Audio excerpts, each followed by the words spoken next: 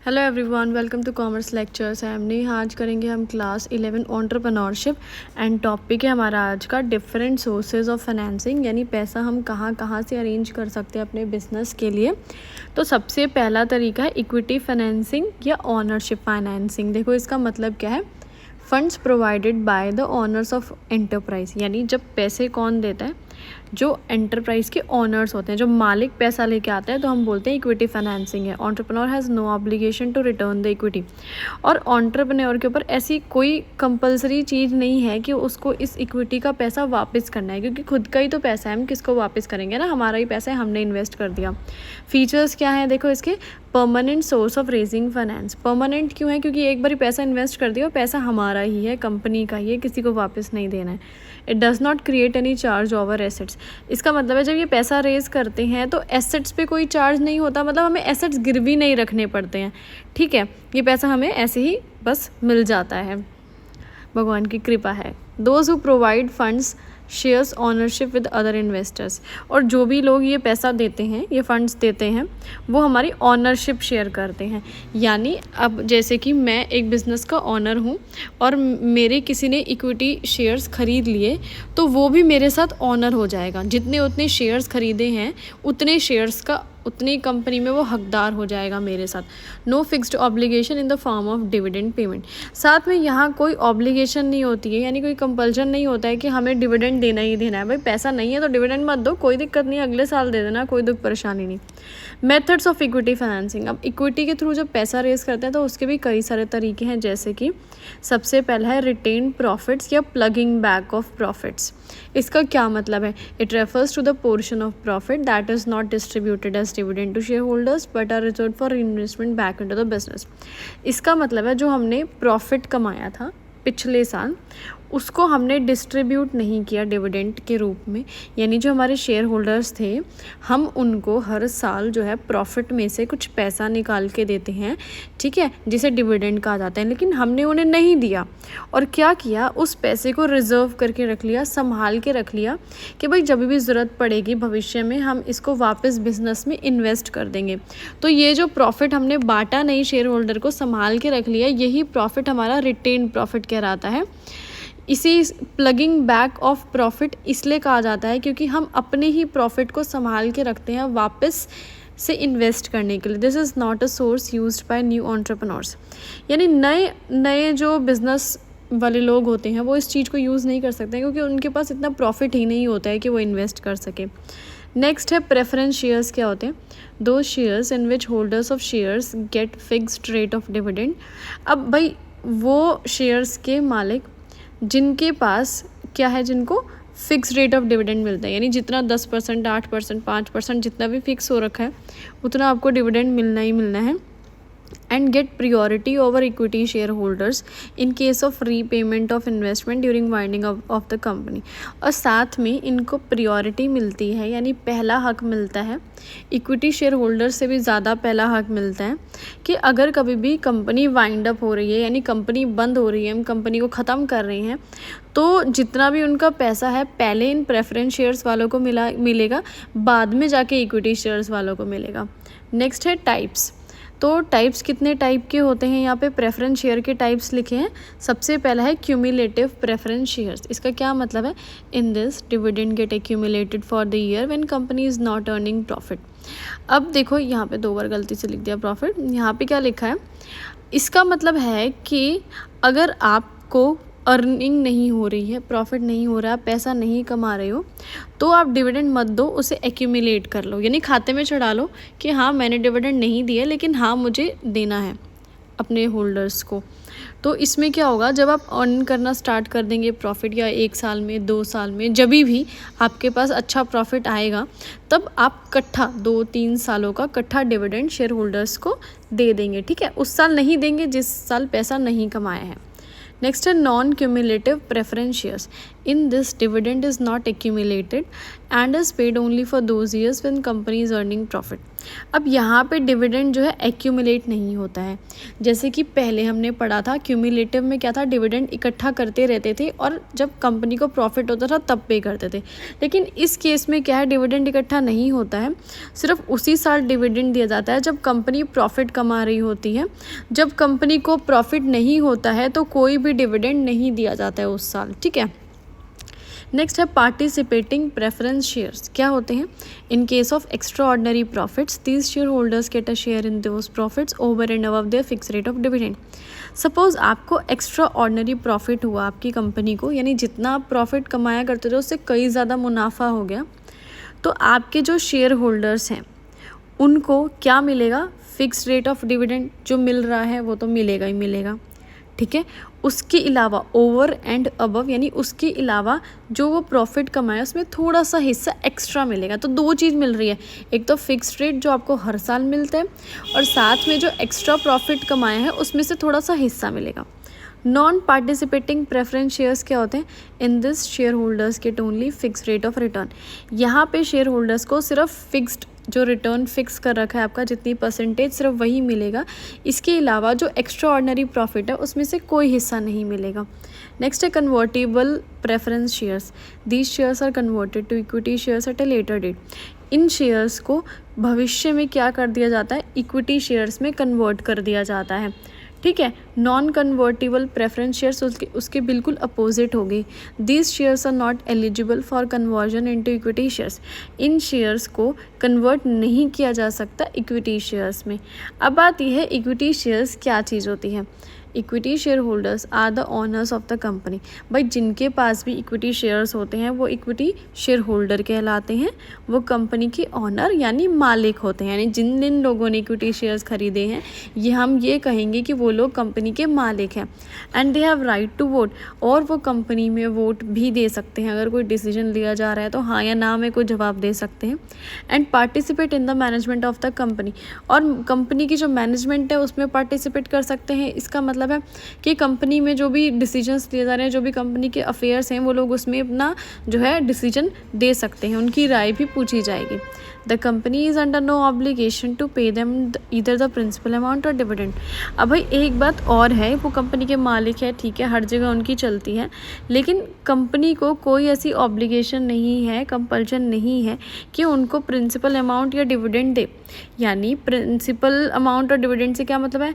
मतलब जैसे कि कंपनी हर साल जो डिविडेंड देती है शेयर होल्डर्स को, कंपलसरी नहीं होता कि आप इक्विटी शेयर होल्डर्स को देंगे। आप चाहें तो उनको ना भी दो, मर्जी है आपकी, उस पैसे को वापस कहीं इन्वेस्ट कर दो। नेक्स्ट चीज़ है आपकी पर्सनल फाइनेंसिंग। क्या होती है पर्सनल? यानी शब्द लिखा है, इसका मतलब पर्सनल, अपना पैसा। It means the entrepreneur himself arranges for the funds needed for his venture without seeking outside help. इसका मतलब है जो एंटरप्रेन्योर होता है वो क्या करता है, खुद ही पैसा अरेंज करता है अपने वेंचर के लिए, अपनी एंटरप्राइज के लिए, विदाउट सीकिंग आउटसाइड हेल्प। का मतलब है वो किसी और से, बाहर से पैसा नहीं लेता है बैंक वगैरह से, बल्कि खुद का पर्सनल पैसा लगा रहा है। इसके कुछ सोर्सेज हैं, यानी तरीके हैं जहाँ से ये पर्सनल फाइनेंस अरेंज किया जा सकता है। सबसे पहले है पर्सनल सेविंग्स, यानी अपना पैसा जो हमने एक बचा के रखा है। Past savings available with the entrepreneur, यानी एंटरप्रेन्योर के पास अपने पिछला कुछ पैसा उसने संभाल के रखा है, तो इस पैसे को वो इन्वेस्ट कर सकता है अपनी एंटरप्राइज में। It is readily available and does not create a liability. ये तुरंत अवेलेबल हो जाता है। भाई हमारे पास अगर पैसा सेव करके सेविंग्स अकाउंट में, करंट अकाउंट में, या कहीं कोई एफडी कुछ भी रखा है, घर में कैश रखा है, तो उस पैसे को तुरंत यूज़ कर सकते हैं। लाइबिलिटी क्रिएट नहीं होती है। इसका मतलब है कि हमें इसके लिए कुछ गिरवी नहीं रखना है, बस अपने पास पैसा है, जाके बिजनेस में इन्वेस्ट करना है। But it and only meet small and short term requirements. लेकिन ये पैसा सिर्फ छोटे छोटे रिक्वायरमेंट्स के लिए यूज़ हो सकता है, शॉर्ट टर्म यानी थोड़े से समय के लिए। क्योंकि यार हमारे पास 50-60 करोड़ रुपए सेविंग्स तो होगी नहीं, है ना, 2-4 लाख रुपए होगी ज़्यादा से ज़्यादा, तो वो शॉर्ट टर्म के लिए यूज़ हो सकता है पैसा। नेक्स्ट हम पैसा फ्रेंड्स एंड रिलेटिव से भी ले सकते हैं। Arranging finance from near and dear ones, तो अपने आसपास के लोगों से ले सकते हैं, अपने दोस्त हो गए, जैसे अपने रिश्तेदार हो गए, एक्वेंटेंसेस यानी जान पहचान के लोग हो गए। इनसे इनफॉर्मल मैनर में यानी प्रेम भाव से जाएंगे, बोलेंगे हमें थोड़े पैसे की ज़रूरत पड़ी है, हमें 10-15 लाख रुपए दे दो प्लीज़, तो वो दे देंगे आपको, आप बिजनेस में इन्वेस्ट कर देंगे। नेक्स्ट है chit funds. In this some members who might be friends और acquaintances form a type of club, committee, association etcetera. इसमें क्या होता है, कुछ मेंबर्स होते हैं, वो मेंबर्स फ्रेंड्स भी हो सकते हैं, एक्वेंटेंसेस यानी जान पहचान के लोग भी हो सकते हैं। वो एक टाइप का क्लब, कमेटी, एसोसिएशन बनाते हैं, ग्रुप सा बना लेते हैं मतलब। And keep paying monthly deposits privately, और चुपचाप अपना अकेले में जो है मंथली हर महीने पैसा कुछ इन्वेस्ट करते रहते हैं। और जब भी किसी को सडन डिमांड का मतलब अगर किसी को पैसे की ज़रूरत पड़ती है तो तुरंत वो चिट निकाल लेते हैं, जैसे वो नहीं पर्ची सी डाल देते हैं, तो वही पर्ची निकालते हैं, तो उसमें से जिसकी भी पर्ची निकलती है पैसा उसको मिल जाता है। ये वो वाला सिस्टम है, ठीक है। चलो आगे बढ़ते हैं। और जिसको पैसे की ज़रूरत है, सपोज़ उसकी पर्ची नहीं निकली है, तो इसमें क्या होता है, वो इंसान बोलता है कि भाई प्लीज़ पैसा मेरे को दे दो, कोई बात नहीं 10-5 हज़ार मेरे से एक्स्ट्रा ले लेना, तुम लोग बांटा कर लेना आपस में, लेकिन ये पैसे की मेरे को इस महीने बहुत ज़्यादा ज़रूरत है। नेक्स्ट है डिपॉजिट्स फ्रॉम डेटर्स, डीलर्स। अब देखो ये क्या चीज़ है, व्हेन डीलर्स और distributors are appointed by the business firm they give security deposits to entrepreneurs. जब हम कोई भी डीलर या डिस्ट्रीब्यूटर अपने बिजनेस के लिए अपॉइंट करते हैं तो वो हमें कुछ डिपॉजिट देते हैं, कुछ पैसा देते हैं, हमारी कंपनी की रेपुटेशन के हिसाब से हमें कुछ अमाउंट देते हैं एंटरप्रेन्योर को, और इस पैसे को हम as a short term finance use कर सकते हैं, क्योंकि उसने जो हमें पैसा दिया है वो पैसा हमारे पास कैश में है, उसे हम इन्वेस्ट कर देंगे बिजनेस में। नेक्स्ट है वेंचर कैपिटल फाइनेंस। देखो क्या होता है, venture capital is a form of private equity financing provided by firms to startups, early stage and emerging companies. Venture capital किस टाइप की कैपिटल होती है, प्राइवेट इक्विटी फाइनेंसिंग, यानी प्राइवेट का मतलब है प्राइवेट लोग या प्राइवेट इंडिविजुअल्स या फर्म्स जो होती हैं बेसिकली वो ये पैसा देती हैं। इक्विटी इधर शब्द इस्तेमाल हुआ है, यानी वो एज अ इक्विटी पैसा इन्वेस्ट करती हैं, यानी जब वो पैसा इन्वेस्ट करती हैं तो हमारे शेयर्स अपने कब्जे में ले लेती हैं, हमारे शेयर्स खरीद लेती हैं, इक्विटी शेयर्स खरीद लेती हैं। और ये किन को पैसा देते हैं, स्टार्टअप्स को, जो नई नई कंपनी स्टार्ट हो रही है, अर्ली स्टेज यानी जो स्टार्टिंग में इनिशियल स्टेजेस में हमें पैसा चाहिए होता है, या इमर्जिंग कंपनीज़ यानी जो कंपनी आगे धीरे धीरे बढ़ रही है, ग्रो करने के जिसमें चांसेस हैं, उनको ये फर्म्स पैसा देती हैं। टाइप्स देखो इसकी क्या है, सबसे पहला है वेंचर कैपिटलिस्ट। कौन होते हैं भाई venture capitalist, these are investors and investment companies who speciality in financing new high potential high technology oriented entrepreneur ventures. So ये एक टाइप के इन्वेस्टर्स होते हैं, ये इन्वेस्टमेंट कंपनीज होती हैं। ये फर्म्स क्या करती हैं, इनके पास बहुत सारा पैसा होता है और इस पैसे को ये इन्वेस्ट करती हैं अलग अलग टाइप के वेंचर्स में या बिजनेसेस में। जैसे कि कोई नया न्यू बिजनेस है, हाई पोटेंशियल यानी ऐसा बिजनेस है जिसमें बहुत ज़्यादा पोटेंशियल है, आगे बढ़ने की क्षमता रखता है, लेकिन उसके पास पैसे की कमी है। हाई टेक्नोलॉजी ओरिएंटेड है, कोई बिजनेस है जिसके पास बहुत अच्छी टेक्नोलॉजी है, वहाँ पे ये लोग जाके अपना पैसा इन्वेस्ट करते हैं ताकि भविष्य में इन्हें फ़ायदा मिले। फीचर्स क्या हैं इसके, venture capitalist invest in small and medium size business and offer great opportunity for expansion and development. अब ये जो वेंचर कैपिटलिस्ट होते हैं ये लगभग छोटे बिजनेसेस में पैसा इन्वेस्ट करते हैं ताकि वो उनको अपॉर्चुनिटी मिले और आगे ग्रो करने के लिए। They are willing to take high risk for higher profit, और हमेशा ये रिस्क लेने को तैयार रहते हैं क्योंकि ये चाहते हैं कि हमें हाई प्रॉफिट मिले। मतलब जितना प्रॉफिट ये सोचते हैं, हम बोलते हैं ये मतलब ये कहते हैं कि हम रिस्क भी ले लेंगे लेकिन अपने को पैसा ज़्यादा चाहिए, ज़्यादा प्रॉफिट चाहिए। दे वॉन्ट इक्विटी और share in ownership in return for their capital. और जब ये पैसा इन्वेस्ट करते हैं किसी कंपनी में तो ये इक्विटी शेयर्स में करते हैं, या फिर बोलते हैं कि हमें इसकी ऑनरशिप में हिस्सा दो, हमें भी कंपनी का ऑनर बनाओ, तब जाके हम तुम्हें पैसा देंगे। They generally invest in companies in the growth in startup phase. और ये पैसा कब इन्वेस्ट करते हैं, किन कंपनीज़ में इन्वेस्टमेंट करते हैं, जो बिल्कुल स्टार्टअप होती हैं, बिल्कुल स्टार्ट हो रही होती हैं या धीरे धीरे आगे ग्रो कर रही होती हैं, ग्रो करने के उनके चांसेस होते हैं। These investors have a deep insight and knowledge of field in which they make their investment. ये जो इन्वेस्टर होते हैं वेंचर कैपिटलिस्ट, इनको बहुत अच्छी नॉलेज होती है जिस फील्ड में ये पैसा इन्वेस्ट कर रहे हैं, जिस कंपनी में ये पैसा इन्वेस्ट कर रहे हैं उससे रिलेटेड इनको काफ़ी टेक्निकल नॉलेज होती है। नेक्स्ट है एंजल इन्वेस्टर्स। क्या होते हैं, these are the wealthy persons who invest their own money in a company, usually a startup. अब ये क्या होता है, ये बहुत अमीर आदमी होते हैं जो कि अपना पर्सनल पैसा इन्वेस्ट करते हैं कंपनीज़ के अंदर, स्टार्टअप कंपनीज़ के अंदर या अर्ली स्टेजेस में, दोनों में से किसी भी बोलते हैं। स्टार्टअप मतलब कंपनी जब स्टार्ट हुई है, अर्ली स्टेजेस यानी कोई जो नई कंपनी स्टार्ट हुई है इसके स्टार्टिंग के फेज़ में।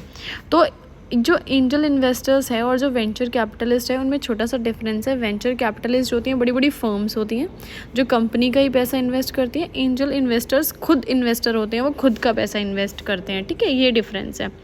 They usually look for equity type investment opportunities. अब ज़्यादातर ये एंजल इन्वेस्टर्स पैसा कहाँ इन्वेस्ट करते हैं? इक्विटी टाइप, इक्विटी मतलब इक्विटी शेयर्स में करते हैं। Expect to take share of ownership, वो भी यही चाहते हैं कि हम ऑनर बन जाए, पैसा देने के बदले उस कंपनी के ऑनर बन जाए, शेयर्स खरीद लें। बिकॉज देयर कि उनकी जो कैपिटल होती है वो अनसिक्योर्ड होती है। अनसिक्योर्ड यानी कुछ भी ना कंपनी के एसेट्स मतलब किसी चीज़ को वो गिरवी नहीं रखवाते हैं, बस पैसा इन्वेस्ट कर लेते हैं और उनसे शेयर्स खरीद लेते हैं। यहाँ पे वो कुछ भी गिरवी नहीं रखते हैं, कंपनी को ऐसा नहीं बोलते हैं कि तुम अपने एसेट्स वगैरह मुझे गिरवी रखो या मुझे दो। नेक्स्ट है debt financing and others people money. ठीक है, इसका क्या मतलब है? In debt financing capital is raised by borrowing money from a lender or bank. और डेट फाइनेंसिंग के अंदर क्या होता है? हम कैपिटल यानी पैसा कहाँ से लाते हैं? हम पैसे को बोरो करते हैं, दूसरों से उधार लेते हैं, किसी लेंडर से या किसी बैंक से पैसा लेते हैं। And to be repaid at a future date, लेकिन उस पैसे को हमें फ्यूचर में वापस भी करना होता है। जैसे बैंक से लोन लिया तो लोन लेने के बाद 5 साल बाद, 6 साल बाद, 7 साल बाद कभी ना कभी इस पैसे को वापस करना होता है ना। बैंक लोन माफ़ तो नहीं करती है ना, भूल जाती हो कहीं, ऐसा तो नहीं होता। Entrepreneur should be careful by raising debt from this source. भाई हमें बहुत ज़्यादा केयरफुल रहना चाहिए जब हम इसके थ्रू पैसा रेज कर रहे हो। Because interest is to be paid even in case of loss, क्योंकि इसमें आपको इंटरेस्ट देना पड़ता है, ब्याज देना पड़ता है। चाहे आप लॉस में जा रहे हो, चाहे आप मर रहे हो, चाहे आप जी रहे हो, चाहे आपको कुछ हो जाए, आपको ब्याज तो देना ही पड़ेगा। बैंक ये थोड़ा ना बोलेगा हाय तुम्हारा एक्सीडेंट हो गया या तुम्हारी हारी बीमारी हो गई तो तुम्हारा इंटरेस्ट माफ़ कर देता हूँ, नहीं भाई ब्याज देना ही पड़ेगा। नेक्स्ट है डिबेंचर्स। क्या चीज़ है? It is a document issued by a company as a proof that company has borrowed a certain amount of money which it promises to pay at a future date. ये एक type का document होता है, paper जैसा होता है, इसे company issue करती है। ठीक है, जैसे शेयर्स होते हैं कुछ कुछ थोड़े थोड़े वैसे ही होते हैं ये। ठीक है, कंपनी इशू करती है और ये एक इस बात का प्रूफ है या इसमें कुछ ऐसा लिखा होता है कि कंपनी ने पैसे बोरो करे हैं इस पर्टिकुलर इंसान से और कंपनी इस चीज़ का प्रॉमिस करती है कि भविष्य में हम इस पैसे को आपको वापस दे देंगे। बस इस कागज़ पे यही लिखा होता है। It is use for raising long term finance. और ये किस लिए यूज़ किया जाता है? जब आपको लंबे समय के लिए पैसे चाहिए, 10 साल के लिए, 12 साल के लिए। Debenture holders are paid a fixed amount of interest. और जो डिबेंचर होल्डर्स होते हैं यानी जो लोग डिबेंचर्स खरीदते हैं उनको फिक्स्ड इंटरेस्ट मिलता है, ब्याज महीने हर महीने या हर साल जो भी है मिलता ही मिलता है। नेक्स्ट है पब्लिक डिपॉजिट्स। क्या होता है? When an entrepreneur invites general public to deposit their savings with the company for a period not exceeding 36 months. जब एक एंटरप्रेन्योर क्या करता है, लोगों को, हम जैसे लोगों को, जनरल पब्लिक को इनवाइट करता है और बोलता है तुम्हारे पास अगर कोई सेविंग्स है, पैसे पड़े हैं तो आओ और मेरे पास डिपॉजिट करो। ठीक है, लगभग 36 महीने के लिए पैसे जमा करवाते हैं। 36 से ज़्यादा नहीं हो सकते, 36 से कम हो सकते हैं। इसके बदले मैं तुम्हें इंटरेस्ट दूंगा और इंटरेस्ट कितना दूंगा? जो बैंक में चल रहा है उससे भी ज़्यादा दूंगा, जो FD पे मिलता है उससे भी ज़्यादा इंटरेस्ट दूंगा, बस मेरे पास जमा करवा दो अपने पैसे। The depositors have no right in the management of the company. जो डिपोजिटर्स हैं, जो लोग पैसा जमा करवाते हैं, उनका कंपनी पे कोई भी राइट नहीं होता, कुछ भी किसी भी चीज़ में इंटरफेयर नहीं कर सकते हैं वो। नेक्स्ट है लोन फ्रॉम बैंक। बैंक से लोन लेना। Commercial bank offers short term to medium term loans to firms of all sizes. Commercial bank जैसे SBI वगैरह हो गई है, इंडियन बैंक वगैरह हो गए, ये हमें शॉर्ट टर्म लोन देते हैं। ठीक है, चाहे किसी भी साइज़ की फर्म हो, बड़ी हो या छोटी हो, कोई फ़र्क नहीं पड़ता, सबको लोन मिलता है। First is overdraft. देखो क्या है? An overdraft occurs when there isn't enough money in the account to cover a transaction or withdrawal but bank grant permission to customer and allows a transaction anyway. Overdraft कब होता है? जब आपके bank account में पैसा नहीं है और आपको एक ट्रांजैक्शन देनी है या पैसे विड्रॉ करवाने हैं, निकलवाने हैं, लेकिन फिर भी उसके बावजूद, पैसे ना होने के बावजूद बैंक आपको परमिशन दे देता है और आपकी ट्रांजैक्शन अलाउ कर देता है। जैसे कि आपको सपोज़ 10,000 रुपये किसी को पेमेंट करनी है लेकिन आपके पास 8,000 रुपये हैं, तो बैंक फिर भी उसको 10,000 रुपये ट्रांसफ़र कर देगा, 2,000 आपको एक्स्ट्रा दे देगा और ये 2,000 रुपये आपका ओवरड्राफ्ट कहलाएगा। ठीक है, इसके फीचर्स क्या हैं? To avail this facility a customer should have a current account with the bank. इसके लिए कस्टमर के पास जो है करेंट अकाउंट होना चाहिए बैंक में। Interest is charge on the amount actually overdrawn. जो भी पैसे आपने ओवरड्रॉ करे हैं, यानी जो आपके बैंक अकाउंट में नहीं थे, जैसे कि 10,000 रुपये देने थे, आपके बैंक में 8,000 थे, लेकिन बैंक ने पूरे 10 ट्रांसफ़र कर दिए, तो 2,000 एक्स्ट्रा दे दिए बैंक ने ना, तो उस 2,000 पे आपको इंटरेस्ट लगेगा। Overdraft facility can be availed at any time up to the assigned limit. अब आपको ये फैसिलिटी जो है ओवरड्राफ्ट की कभी भी मिल सकती है, ऐसा नहीं है कि पर्टिकुलर दिन नहीं मिलेगी। और असाइन्ड लिमिट यानी गवर्नमेंट ने लिमिट सेट कर रखी है, भाई किसको 5,000 की देनी है तो किसको 5 लाख की देनी है। An overdraft limit is assigned by bank and is different for every customer. अब ओवरड्राफ्ट की जो लिमिट है, यानी जो ये उधार देने की जो लिमिट है, ये बैंक ही डिसाइड करेगा कि आपको कितने उधार देंगे, हम 100 देंगे या 1000 देंगे या लाख देंगे, और ये हर एक कस्टमर के लिए अलग अलग होती है। ठीक है, जितनी आपकी ट्रांजैक्शन होती है उसके अकॉर्डिंग बैंक डिसाइड करता है। नेक्स्ट है cash credit. It is a short term loan approved by banks to companies to meet their working capital requirements. यानी थोड़े से समय के लिए बैंक आपको जो है लोन दे देती है, ताकि आपकी जो वर्किंग कैपिटल रिक्वायरमेंट्स है, यानी डे टू डे जो एक्टिविटीज़ होती हैं आपके कंपनी में, उसके लिए आपको पैसा मिल जाए। इसके कुछ फीचर्स हैं। The bank allows a borrower to borrow up to a specified limit. इसमें बैंक आपको बोलता है कि ठीक है, आप कुछ एक हद तक, एक लिमिट तक पैसा जो है बोरो कर सकते हैं, हमसे ले सकते हैं। The amount is credit to the account of borrower. ये अमाउंट आपके बैंक में क्रेडिट कर दिया जाता है, डाल दिया जाता है, जितने भी आप पैसे मांगते हैं। The customer can withdraw this amount as and when he requires. और कस्टमर जो होता है बैंक का, वो कभी भी इस पैसे को निकलवा सकता है। जैसे कि बैंक ने अगर आपको 10,000 रुपये दिए हैं, तो आपको 2,000 की ज़रूरत है, तो आप 2,000 रुपये कभी भी निकलवा सकते हो। ठीक है, आज या कल या परसों। Interest is charge on the amount actually withdrawn. और जितने भी आप पैसे निकलवाएंगे उस पर आपको ब्याज लगेगा। आगे बढ़ते हैं। नेक्स्ट है डिस्काउंटिंग ऑफ बिल्स। इसका क्या मतलब है? In this bank encashes the customers bill before they become due for payment. इसमें क्या होता है कि बैंक जो है आपको एडवांस में बिल के लिए पैसा दे देती है।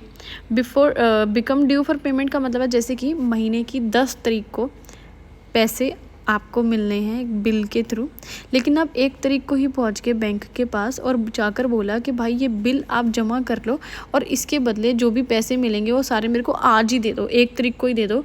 तो बैंक बोलता है ठीक है, मेरे को कोई दिक्कत नहीं है, मैं 1 तारीख को मैं आपको ये सारे पैसे दे देता हूँ। 10 तारीख जब आएगी, ठीक है, तो बैंक क्या करेगा, मैं डिटेल में बता देती हूँ। बैंक क्या करेगा, जिससे भी पैसे लेने हैं उससे वो पैसे ले लेगा, लेकिन आपको उसने जल्दी दे दिया। हाँ, अब बैंक पागल तो नहीं है, आपको 10 दिन पहले पैसे दे देगा।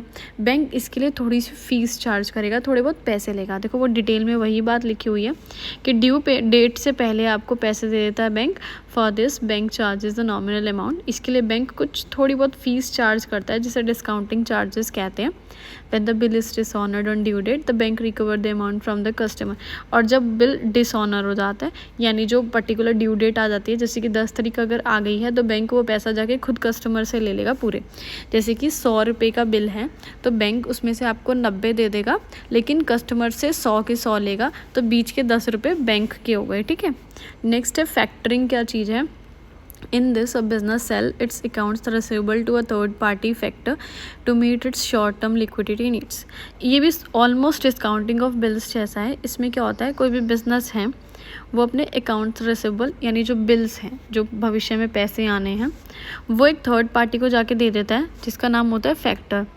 और फैक्टर जो होता है हमें उसके बदले पैसे दे देगा, जिससे हम अपने शॉर्ट टर्म की सारे पैसों की ज़रूरतें पूरी कर लेंगे।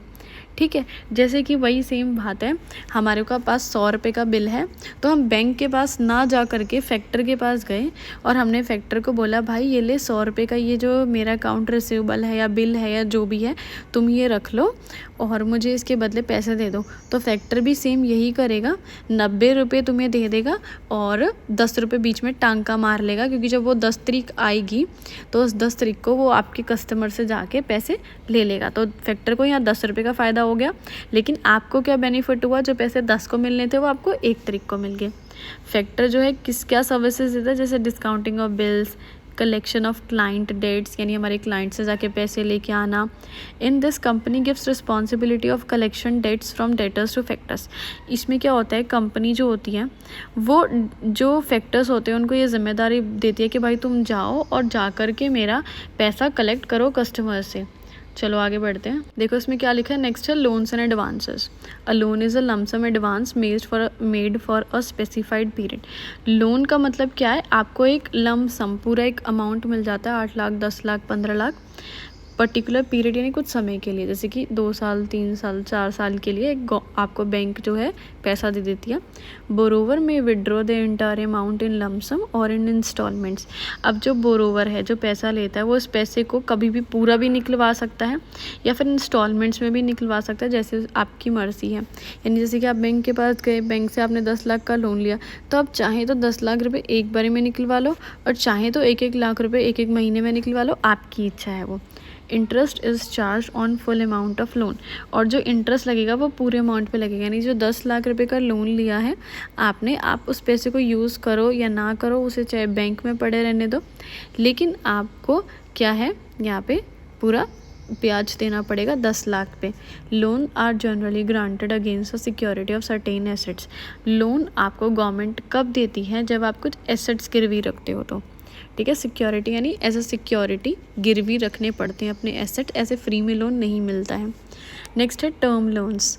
These loans are extended by banks to their customers for a fixed period to purchase machinery, trucks and houses etcetera. भाई इस लोन को अगर आपको लेना है तो बैंक के पास जाना है, आप उनके कस्टमर्स होने चाहिए और बैंक आपको ये लोन दे देता है एक पर्टिकुलर समय के लिए। जैसे कि आपको मशीनरी खरीदनी है, ट्रक खरीदना है, घर खरीदना है, तो बैंक आपको लोन दे देगा। The borrower can repay this loan in monthly, quarterly, half yearly और एनुअल इंस्टॉलमेंट्स। और बोरोवर ये पैसा कैसे भी वापस कर सकता है। मंथली इंस्टॉलमेंट हर महीने की किश्त बनवा लेगा, क्वार्टरली ठीक है 3 महीने में, हाफ ईयरली 6 महीने में, एनुअल यानी साल में एक बार, ऐसे किश्तें बनवा लेगा। Demand loans. These loans are provided by banks against the security of fixed deposits receipt, government securities and life insurance policy. अब भाई ये लोन भी आपको बैंक ही देते हैं, ठीक है, लेकिन कब देते हैं, जब आप बैंक को क्या है अपना फिक्स डिपॉजिट वगैरह की पर्ची दे देते हो कि ठीक है ये लो फिक्स डिपॉजिट मेरा रख लो, इसके बदले लोन दे दो। या आपने कोई गवर्नमेंट की सिक्योरिटी शेयर्स कुछ खरीदे हुए हैं, आप जाके बैंक के पास वो गिरवी रख दोगे। या आपके पास कोई लाइफ इंश्योरेंस पॉलिसी है, आप उसको बैंक के पास जाके गिरवी रख दोगे और उन कागज़ों के बदले बैंक आपको लोन दे देगी। These loans are also called demand loans. In loans को डिमांड लोन्स भी कहा जाता है because banks can demand them at any time by giving notice to the customer. क्योंकि बैंक आपसे कभी भी डिमांड कर सकती है इन लोन के लिए और बस बैंक आपको एक नोटिस देगी कि हमको अगले महीने ये लोन का पैसा वापस चाहिए तो आपको देना पड़ेगा। Loans from financial institution. आप किसी भी फाइनेंशियल इंस्टीट्यूशन के पास कोई भी कंपनी जा सकती है और उसको वहाँ से लोन ले सकती है। और ये जो इंस्टीट्यूशंस होते हैं कौन बनाता है, या सेंट्रल गवर्नमेंट या स्टेट गवर्नमेंट बनाती है। इनके ऑब्जेक्टिव्स क्या हैं, हमारे देश की इंडस्ट्रियल डेवलपमेंट करना, यानी इंडस्ट्रीज ज़्यादा से ज़्यादा आगे बढ़ें और इंडस्ट्रीज़ को लॉन्ग टर्म और मीडियम टर्म कैपिटल यानी 5 साल 6 साल 7 साल ऐसे उनको पैसा अगर चाहिए तो फाइनेंशियल इंस्टीट्यूशन के पास जाके ले सकती हैं। बैकवर्ड एरियाज़ जो बहुत पिछड़े एरिया हैं वहाँ पे इंडस्ट्रीज़ बने, इसके लिए ये कंपनीज़ की हेल्प करते हैं कि हम तुम्हें पैसा देंगे, तुम इंडस्ट्री सेटअप करो। टेक्निकल हेल्प आपको कोई चाहिए इंडस्ट्री को तो वो भी ये फाइनेंशियल इंस्टीट्यूशंस प्रोवाइड कराते हैं। Loan from specialised financial institutions. अब कुछ स्पेशलाइज्ड फाइनेंशियल इंस्टीट्यूशंस भी होते हैं। They mainly provide long term financial assistance to industries. ये जो है लंबे समय के लिए आपको पैसा लेते हैं, लोन देते हैं इंडस्ट्रीज़ को, ठीक है। They provide 3 basic ingredients to industries. तो ये 3 चीज़ें प्रोवाइड कराते हैं इंडस्ट्रीज़ को। कैपिटल यानी पैसा, नॉलेज एंड टेक्निकल हेल्प यानी आपको किसी भी टाइप का कोई ज्ञान चाहिए तो वो दे देंगे। एंटरप्रेन्योरियल गाइडेंस, अगर बिजनेस चलाने से रिलेटेड कोई गाइडेंस चाहिए तो वो आपको मिल जाएगी। नेक्स्ट है प्राइवेट मनी लेंडर्स। कौन होते हैं? Borrowing funds from private money lenders is one of the oldest practice of availing finance. जैसे कि हम बड़े बड़े ज़मींदार लोगों के पास नहीं जाते, हम उनसे पैसा बोरो कर लेते हैं, ठीक है, किसी भी बहुत रईस इंसान के पास जाके। ये बहुत पुराने समय से ये रीत चली आ रही है हमारे देश में कि हमें पैसा चाहिए तो हम बड़े बड़े ज़मींदारों वगैरह से, बड़े बड़े सेठ लोगों से पैसा उधार उठा लेते हैं। It is more prevalent in rural India. ज़्यादातर गाँव में ये चीज़ बहुत होती है। When an entrepreneur has no other choice left, भाई कभी कभी entrepreneur के साथ क्या होता है, उसके पास कोई चॉइस नहीं बचती, कोई ऑप्शन नहीं बचता, बैंक उसे पैसा नहीं देता है, फाइनेंशियल इंस्टीट्यूशन उसे पैसा नहीं देता है, और एकदम से सपोज़ कोई इमरजेंसी आ गई, उसे पैसे चाहिए ही चाहिए, ठीक है। इतनी इमरजेंसी आ गई कि अगर वो हाई रेट ऑफ रिटर्न मतलब इंटरेस्ट चाहता है, वो बहुत ज़्यादा ब्याज भी देना चाहता है, तो वो दे देगा, लेकिन बोलेगा कि मेरे को बस कहीं से पैसा चाहिए, तो वो इस सोर्स का यूज़ करेगा, किसी भी प्राइवेट लेंडर के पास चला जाएगा। नेक्स्ट है ट्रेड क्रेडिट, और ये लास्ट भी है। ट्रेड क्रेडिट का मतलब क्या है? It arises when supplier allows its customer to pay for goods and services at later date. Trade credit में क्या होता है, हम अपने सप्लायर को क्या बोलते हैं कि गुड्स एंड सर्विसेज यहाँ से ख़रीद लो, ठीक है, सप्लायर में बोलते हैं, और हमें पैसा जो है बाद में दे देना, ठीक है, भविष्य में दे देना। Through this buyer can purchase goods and services through immediate payment. इससे क्या होता है, जो बायर जो है अभी गुड्स एंड सर्विसेज खरीद लेता है, लेकिन इमीडिएट पेमेंट, तुरंत उसे पैसा नहीं देना पड़ता, वो पैसा वो भविष्य में बाद में